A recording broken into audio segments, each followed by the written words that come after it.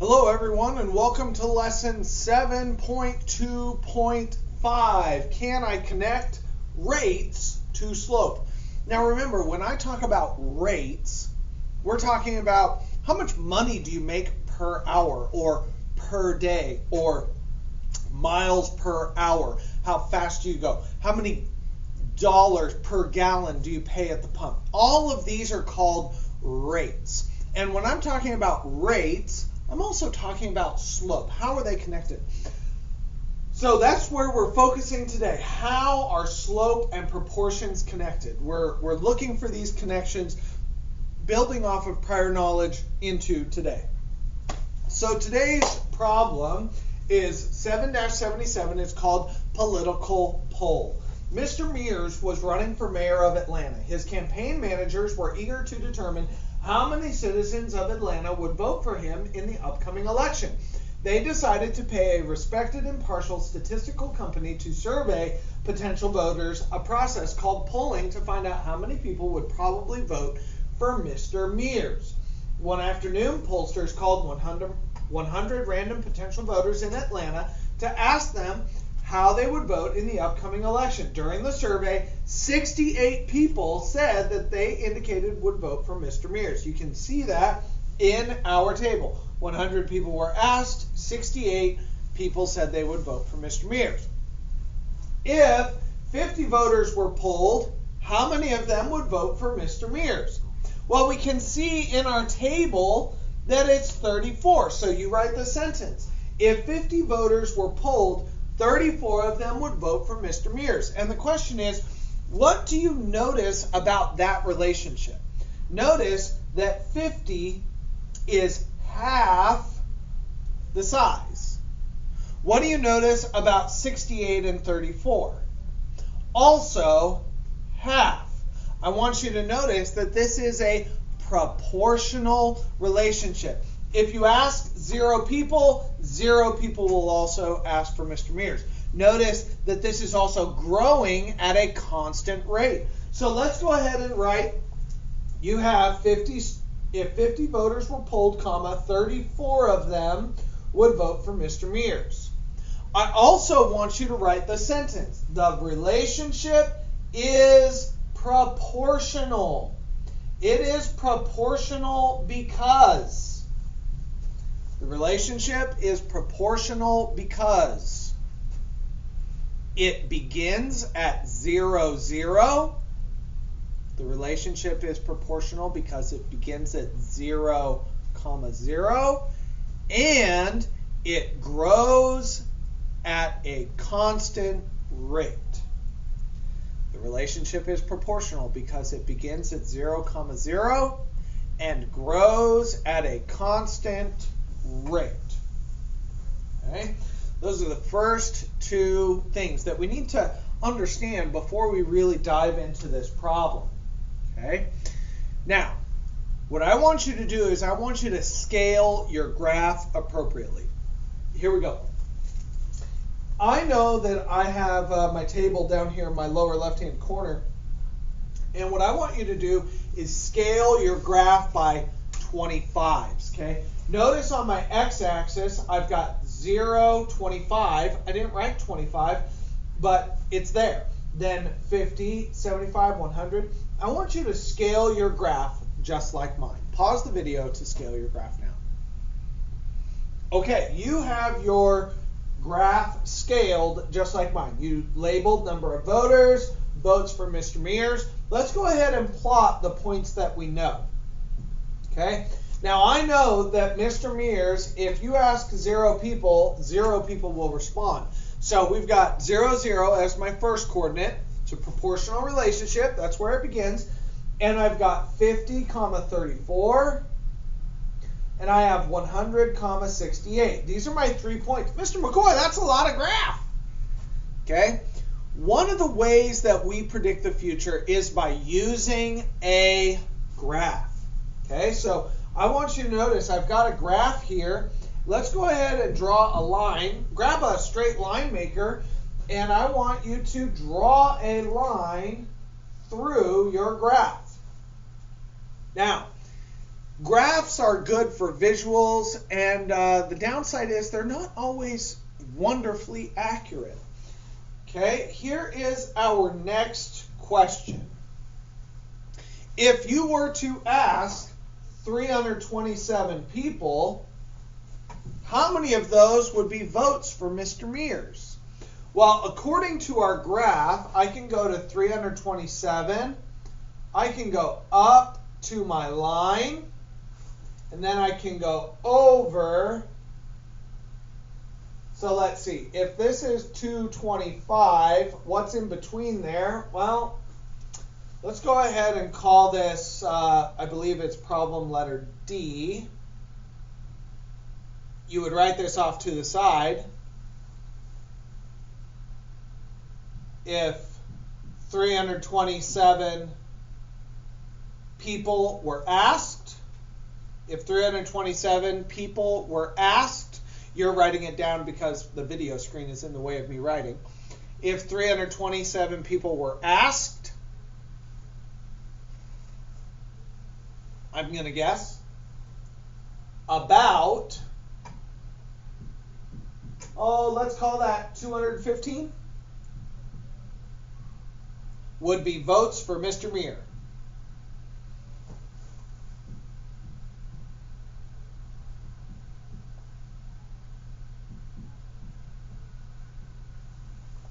If 327 people were asked, comma, about 257 would be votes for Mr. Mears. Now notice I had to use that word about because it's an estimation, and estimations are good for estimating, but what if you wanted to know much larger numbers? Okay, this is an estimation. Now if I'm doing this problem and I'm looking for accuracy, okay, I'm going to go back to that first part where it said 68 out of 100 said they would vote for Mr. Mears. I want you to notice on our graph, that's a growth of 68 over 100. Now, we couldn't use this as a fraction, but more useful to us would be a decimal, 0.68. Now, this is the slope. This is the growth. This is the unit rate. Okay? This is a useful tool in mathematics for predicting the future. Now, if I'm going to go ahead and write a rule off to the side, lines, I want you to write letter E, and let's go ahead and write the rule is y equals 0.68x, because that's my slope, that's my growth. And my question is, what's the beginning value? Well, where does it begin? Oh, it begins at 0. I don't really even need that plus. Okay? Here I have my rule, y equals 0.68. Now, whatever number of people I ask, I can always apply to that rule. I can always apply it to that rule. Question letter F. Use the equation to help Karina figure out how many people would probably vote for Mr. Mears if 350,125 people vote in the election. So, here's what we're going to do. On your paper, you write y equals 0.68 times 350,125. Grab a calculator, and I want you to figure that out. Okay? It should be in the 200,000 range. Okay? I want you to go ahead and pause the video to get your answer. Okay. Now the benefit of having a rule like this is we can always use it. We can always apply it to no matter how many people are voting in this election, because according to the poll, 68% of people say they're going to vote for Mr. Mears. Now, remember, if you know 68% of people are going to vote for you, you're probably going to win. 68% is a winning percentage. Now, G is asking for the unit rate, and what we can write for this problem is I want you to write 68% of voters. Notice when I want the unit rate right now, I want the percentage. Okay. However, if I were asking for the slope, I would ask for 0.68. Notice the similarities there, but notice how we talk about it. Okay. Slope and unit rate are connected. They're the same numbers, but they're used and talked about just ever so slightly, just a little bit differently. Okay? Let's go ahead and dive into our next problem. In 2 minutes, Stacy can write her name 17 times. Off to the side, write that unit rate. In 17 minutes, she can write her name 2 times. Whoa, I wrote that backwards. My apologies. In 2 minutes, she can write her name 17 times. Now, the reason why I put that down there is I know that minutes is the independent variable. See, if I gave you 0 minutes, it all depends on how many minutes I give you will react in how many times you can write her name. So we have 17 times in 2 minutes. Now, 17 times in 2 minutes, this is the slope. It is the unit rate. But it's not really the unit rate yet, because unit rate often implies compared to 1. If I only gave you 1 minute, how many times are you going to write your name in 1 minute? Well, 2 divided by 2 is 1. So 17 divided by 2 is, 8. Mr. McCoy's having trouble. 8.5 times. Notice I just cut that in half. Okay? Sometimes in math we can keep the fraction. But if I'm talking about this in general or writing a rule, I really want this unit rate 8.5 times. Notice I want the decimal. Now, if I were to ask you for a rule, y equals, which number always goes in front of that x? The 8.5. The growth, the slope, the unit rate always goes in front of that x. Now, question, what is my beginning value? And I ask myself, if I give Stacy 0 minutes, how many times can she write her name? 0 times. Okay, we need to recognize that this is a proportional relationship because it starts at 0 and it grows at a constant rate. So, I am not answering this question. Okay, what I want you to do is I want to make a graph real fast. Now, I want you to notice in my graph I counted by 1s on the x-axis, and I counted by 17s on the y-axis. Pause the video to copy the scale onto your paper. Pause the video now. All right, let's go ahead and graph the points that we know. I know that 0, 0. I know that 8.5 is really hard to see, but I know in 2 minutes it'll be 17. So notice, if I give you 2 minutes, you're going to write 17 times. If I give you 2 more minutes, you're going to do 17 more times. 2 more minutes, 17 more times. Notice the way that I scaled our graph really helps us draw these dots. Go ahead and plot your points. Okay, and I'm going to go ahead and draw a line to help us see this. Now, one of the things that I want to talk about on this graph is if you draw a stair. Now, these are slope stairs. Some teachers call them slope triangles. You'll see the triangle right here. Okay.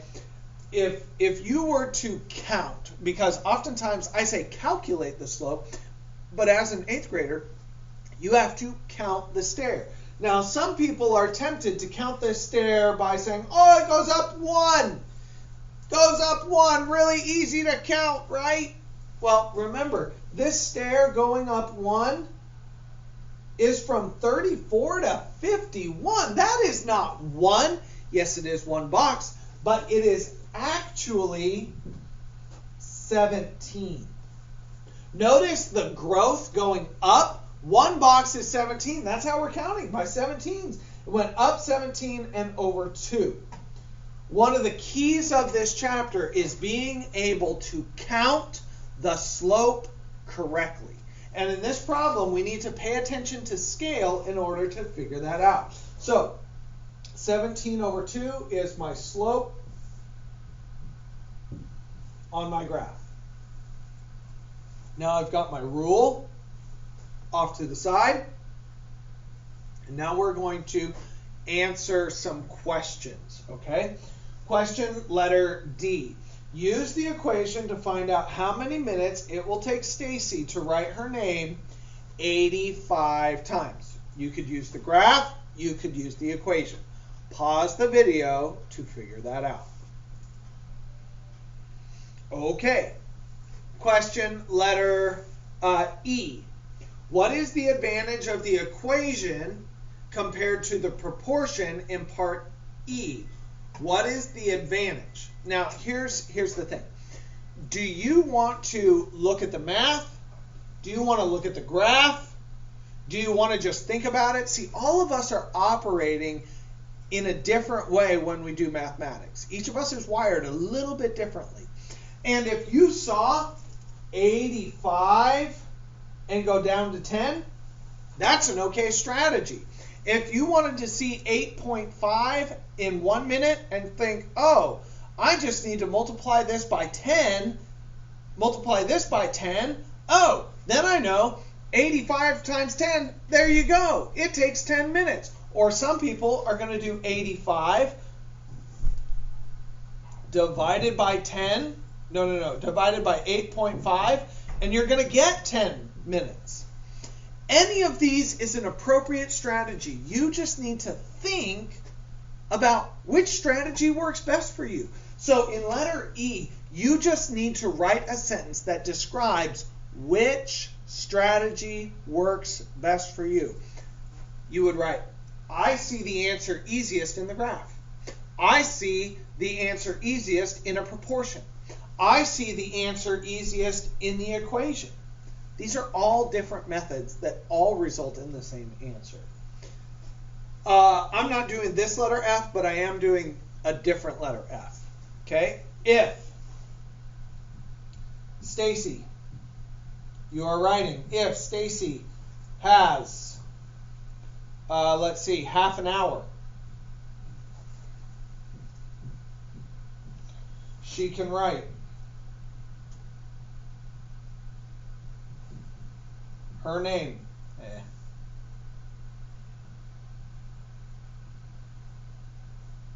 Blank times. Now, the reason why I changed this is because the state test oftentimes tries to trick you. Because I want you to notice Stacy can write 17 times in 2 minutes. We're in minutes. The state test is going to like to change how you do a conversion. Notice they asked for half an hour. So in your mind, you need to think, oh, half an hour is how many minutes? That conversion is a trick that they like to play on 8th grade students. Okay? You think, oh, half an hour is 30 minutes. So I can use my rule, and you could say 8.5 times 30. You could create a proportion. Okay? You could extend your graph. These are all strategies that work on this problem. Go ahead and find that value now. Pause the video. Okay. Our final 2 problems on this page, you may cross off. We are not doing these 2 problems. We are just going to do 77 and 78 today. Thank you for making sure that your work is getting done.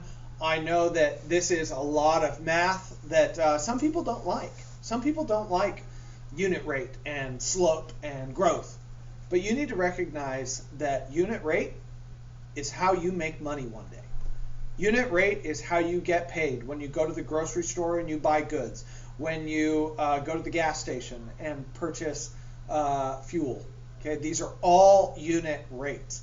And the more you understand how they operate, the better you will be at predicting the future in your personal finances one day. Thanks for tuning in, and we will see you next time.